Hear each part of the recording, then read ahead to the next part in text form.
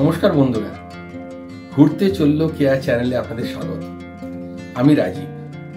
বন্ধুরা, জীবনে অর্ধেকের ওপর কলকাতা শহরে কাটিয়ে গেলাম, কিন্তু এখনো কত কিনা দেখার বাকি আছে, কতটা দ্রষ্টব্য জায়গা আছে ঘুরে দেখার। আর তাই আজ আর একটা দেখবার মতো জায়গায় যাচ্ছি। হয়তো আপনাদের দেখা, হয়তো বা না দেখা, যাই হোক না কেন আপনারাও চলুন না আমাদের সাথে, একটু ঘুরে আসবেন না? বাড়ি থেকে বেরিয়ে পড়েছি আমরা দুপুরের খাওয়া দাওয়া করে।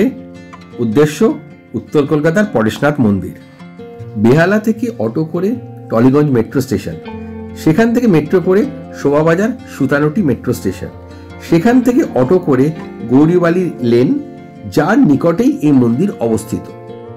এছাড়া ধর্মতলা থেকে শিয়ালদা হয়ে খান্না সিনেমার কাছে নেমেও অটো করে যাওয়া যায়। বিকেল প্রায় 4:30 নাগাদ আমরা মন্দিরের সামনে এসে পৌঁছলাম।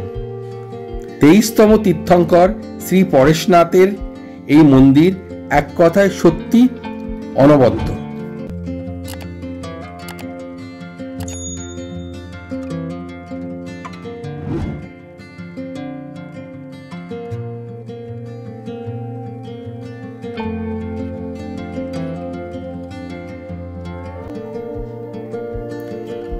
মন্দিরের বাইরের দেওয়ালে রয়েছে মহাবীর পরেশনাথের জীবনের নানা অধ্যায়, যা মূর্তি ও বাণীর মধ্যে দিয়ে পরিবেশিত, আর তারপরই মন্দিরের মূল ফটক।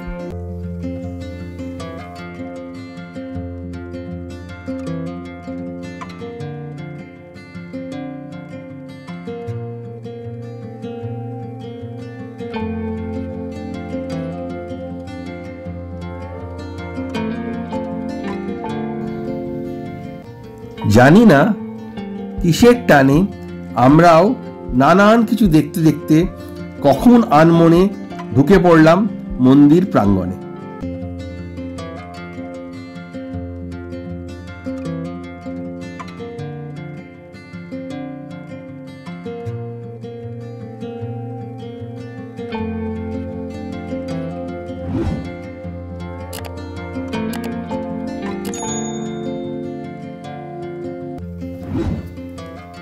চারিদিকে গালিচার মধ্যে অবস্থিত এই মন্দির নিজের আকাশচুম্বী চূড়া নিয়ে মাথা উঁচু করে দাঁড়িয়ে আছে।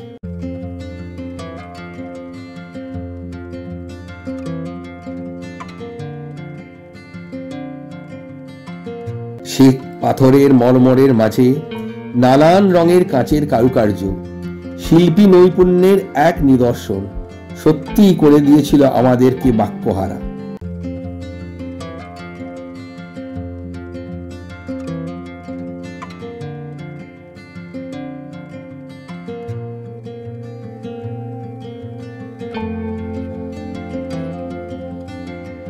এই মন্দির 1867 সালে প্রতিষ্ঠা করেছে শেঠ বদ্রীদাস।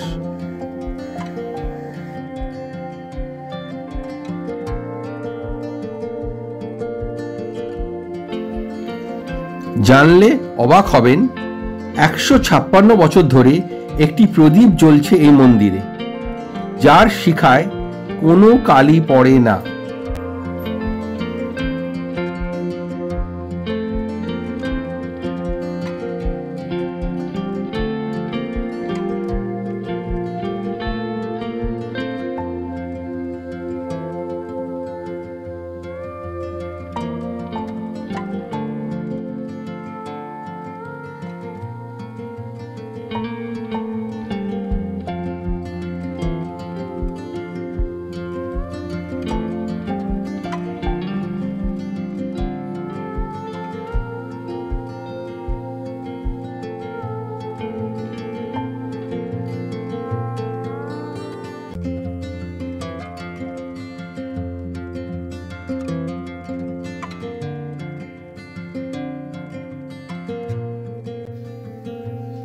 যেদিকেই তাকায় না শুধু ফুল আর শিল্পকলা, কোথাও বা হাতির উপর মানুষ, কোথাও বা শ্বেত পাথরের নর্তকী, কোথাও বা স্তম্ভ।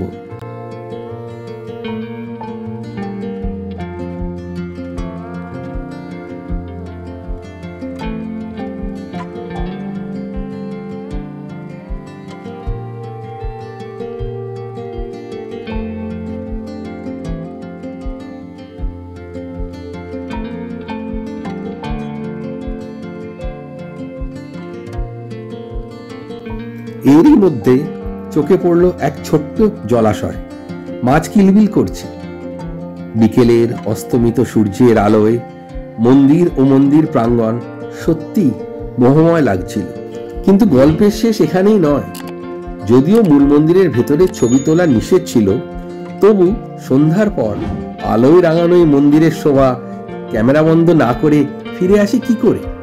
তাই বন্ধুরা, এই বেড়ানোর দ্বিতীয় ভিডিওটাও দেখতে ভুলবেন না, যাতে সন্ধ্যার আলোয় আলোকিত এই মন্দির ও পাশে আরো 3টে মন্দির ও একটি আশ্রমের গল্প আছে।